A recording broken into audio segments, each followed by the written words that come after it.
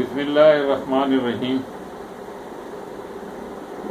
آج ایک اور سفر ہجرت کا ذکر ہے جو تقسیم بر صغیر اور قیام پاکستان کے وقت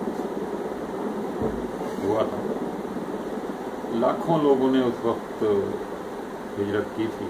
کچھ ادھر سے ادھر گئے تھے مگر ان کی تعداد بہت کم تھی، مگر ہندوستان سے پاکستان آنے والے لوگوں کی تعداد بہت زیادہ تھی، اور بے شمار لوگ جن کو اپنے اپنے علاقوں میں کوئی پریشانی نہیں تھی، وہاں ہندو مسلم فسادات بھی نہیں ہوئے تھے، وہ بھی جوش و جذبے کے ساتھ خاص طور پہ نوجوان پاکستان آئے تھے۔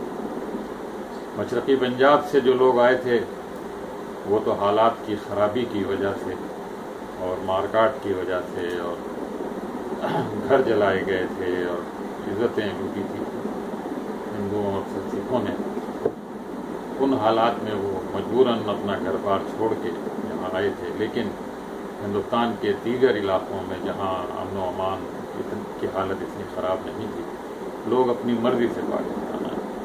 تو یہ ایک ہجرت کے سفر کا ایک دوسرا رخ ہے، اور یہ قصہ اور کہانی سید شرافت حسن کی ہے۔ انہوں نے اپنی وفات 2018 میں ان کی وفات ہوئی ہے۔ اس سے پہلے اپنی پوتی مہوش اختر کو یہ سارے واقعات سنائے تھے، یعنی راوی وہ تھے اور لکھنے والی ان کی پوتی۔ یہ آج ہمارا باتیں میڈیا کے سلسلے کا 30واں پروگرام ہے۔ 28ویں پروگرام میں ہم نے مشرقی پنجاب سے ہجرت کرنے والوں کا ذکر کیا۔ آج جو قصہ اور کہانی آپ کے سامنے پیش کی جا رہی ہے اس کا آغاز یو پی کے ضلع بجنور سے ہوتا ہے، اور ضلع بجنور میں قصبہ تھا چاندپور، اور یہ قصبہ چاندپور بہت ہی مشہور قصبہ تھا، اور وہاں کے لوگ بڑے پڑھے لکھے اور شاعر اور ادیب اور معلم اور ٹیچر، زیادہ تر آبادی مسلمانوں کی تھی۔ 25,000 کے اس قصبے میں تقریباً 20,000 مسلمان۔ سید شرافت حسن قائم چاندپوری کے خاندان سے تعلق رکھتے ہیں۔ ان کے پڑپوتے یا لگڑ پوتے کہا جا سکتا ہے۔ ان کے بڑے بھائی سید شوکت حسن اس وقت بھی سرکاری ملازم تھے پاکستان بنتے وقت، اور وہ اگست 47 میں پاکستان کو اوق کر کے جب اپیل کی گئی مسلمان ملازمین تھے کہ وہ پاکستان جائیں تو وہ ایک اسپیشل ٹرین کے ذریعے پاکستان آ گئے تھے، لیکن ان کے پیچھے ان کی والد، والدہ اور 2 بھائی اور 2 بہنیں وہیں رہ گئے۔ وہ تو اسپیشل ٹرین سے یہاں پہنچ گئے تھے، اور اسپیشل ٹرین کے ساتھ فوجیوں کا ایک ڈبہ ہوا کرتا تھا، اس وجہ سے راستے میں ان پر حملے وغیرہ کا امکان، بہت کوشش تو کرتے تھے اس زمانے میں، اس وقت بھی کہ ان پر حملہ کیا جائے سکھ اور ہندو، لیکن اس میں وہ کامیاب نہیں۔ تقریباً 6-7 مہینوں کے بعد ان کے چھوٹے بھائی شرافت حسن نے بھی پاکستان جانے کا ارادہ، حالانکہ ان کی شادی ہو چکی تھی، لیکن انہوں نے اپنی بیگم سے کہا کہ وہ ابھی ٹھہریں، میں پاکستان ہو کر آتا ہوں، پھر تو میں آ کر لے جاؤں گا۔ اس وقت وہ مراد آباد کے کالج میں FA تازہ انہوں نے کالج سے پاس کیا تھا۔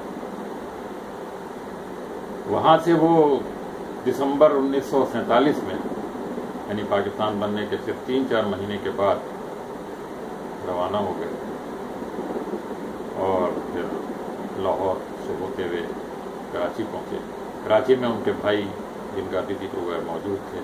ایک بیرک میں بہت سارے نوجوان رہا کرتے تھے، وہ بھی وہاں عارضی طور پہ وہیں ٹھہر گئے۔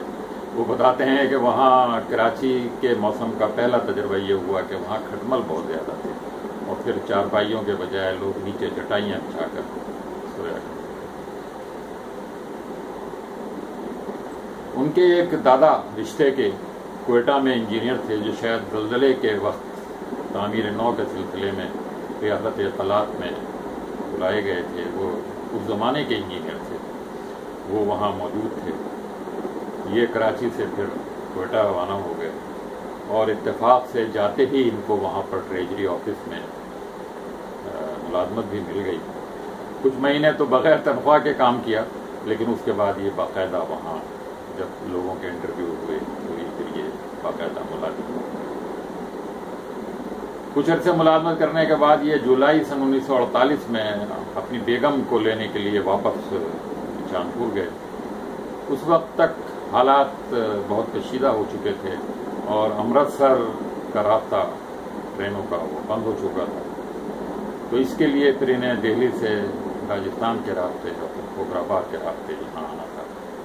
یہ اپنے کچھ ساتھیوں کے ہمراہ وہاں سے روانہ ہوئے اور ان کی ٹرین پھر راستے میں جگہ جگہ اس بات کا خطرہ تھا کہ ان پر راجپوت ہندو پر حملہ کریں گے، لیکن کیونکہ حفاظت کے لیے شاید گارڈ موجود تھے، ان کو یہ ضرورت نہیں ہوئی اور یہ جیسے کیسے موناباؤ تک پہنچ گئے۔ لیکن موناباؤ پہ جا کے ٹرین ٹھہر گئی، اور ٹرین ٹھہرنے کے بعد جب ان لوگوں نے معلوم کیا تو پتہ چلا کہ حکومت پاکستان سے، پاکستان کے ریلوے کے ڈپارٹمنٹ سے ڈبوں کا کوئی مسئلہ پیدا ہو گیا ہے۔ کچھ نئے ڈبے تھے جو ہندوستان نے روک لیے جو پاکستان کے تھے۔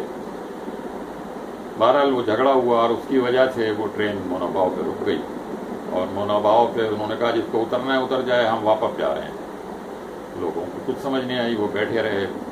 بہرحال وہ باڑمیر ایک اسٹیشن ہے پیچھے ہندوستان کی سائڈ میں موناباؤ سے پہلے، وہ ٹرین وہاں واپس وہاں آئی اور وہاں آ کر وہ سارے لوگ جو ہیں ان کو اتار دیا گیا،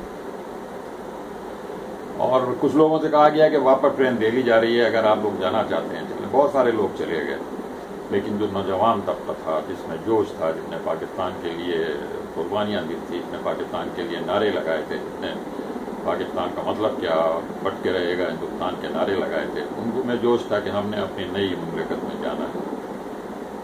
وہ لوگ نہیں گئے، ٹرین واپس دہلی چلی گئی۔ وہاں یہ کافی دن رہنے کے بعد پھر اور وہاں اس اسٹیشن پر اتنے بڑا ہجوم، اور پھر وہی صورتحال پیش آئی کہ کھانا پینا ختم ہو گیا، جو کچھ ساتھ لائے تھے وہ ختم ہو گیا۔ پانی کی صورتحال بھی کوئی بہتر نہیں تھی، ریگستانی علاقہ تھا، پانی وہاں اتنا موجود نہیں تھا۔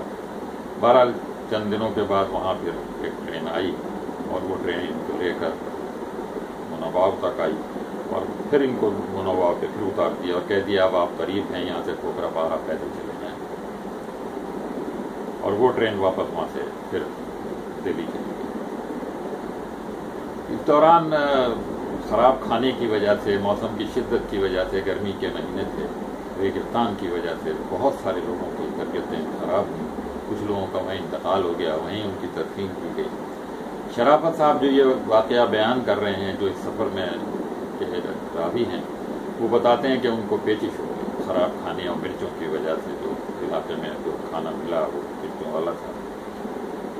اب اس پیچش کی وجہ سے انہیں بہت ہی دقت کا سامنا کرنا پڑا، لیکن بہرحال انہوں نے برداشت کیا، اور پھر وہ ایک درخت تھا بڑا گھنا تھا، اس کے نیچے کچھ لوگ لیٹ گئے، اور لیٹنے کے بعد تھکن کی وجہ سے ان کو ایسی نیند آئی کہ سارے قافلے والے اس ایک نئی ٹرین جو آئی تھی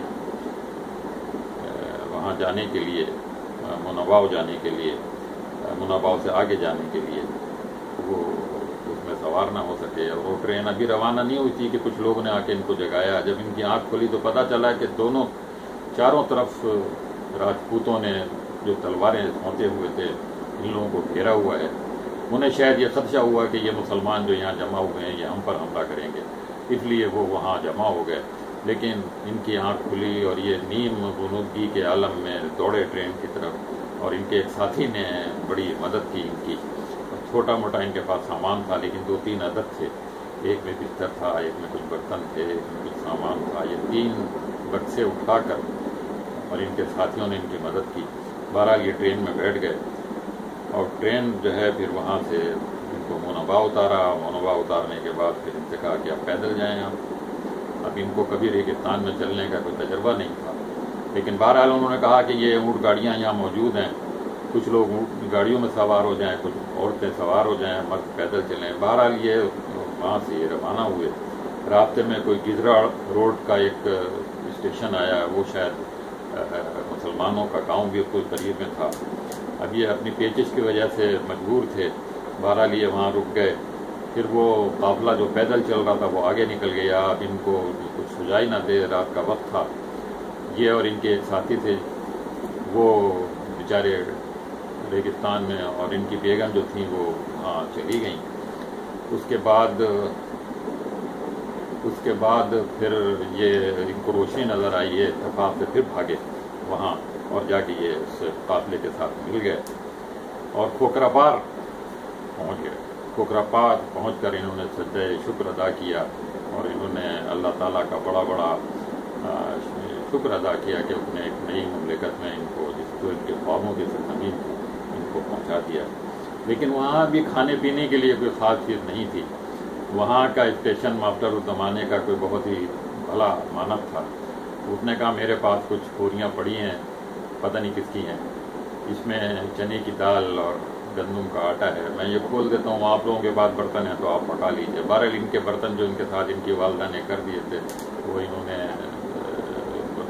کھولا اپنی کچھ بوری کو, اور اس طرح سے وہاں کچھ لوگوں نے پکایا, کچھ نے کھایا. اس طریقے سے کچھ نہ کچھ ان کے پیٹ میں چلی گئی.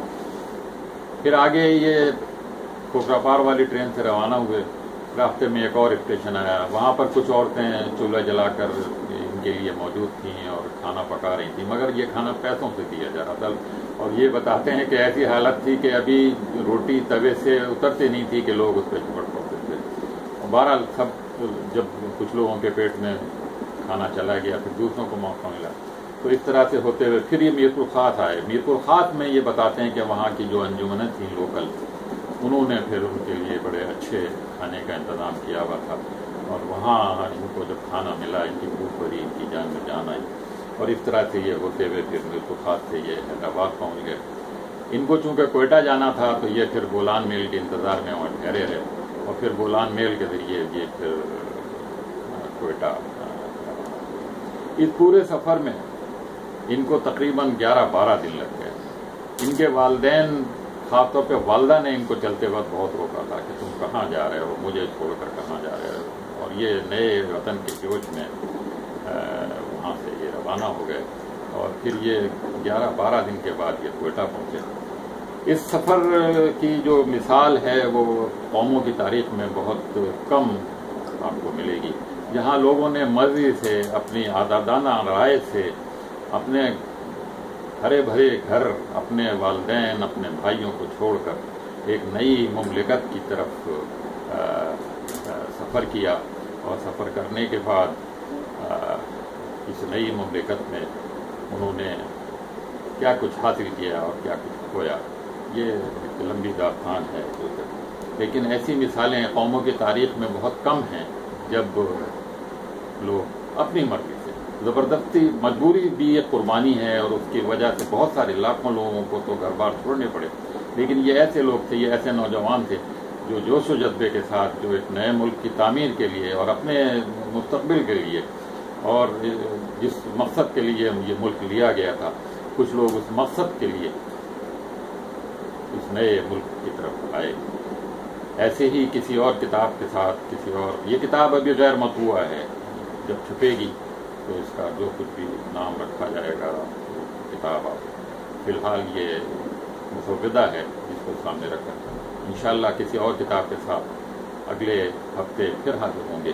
اجازت دیجیے. اللہ حافظ.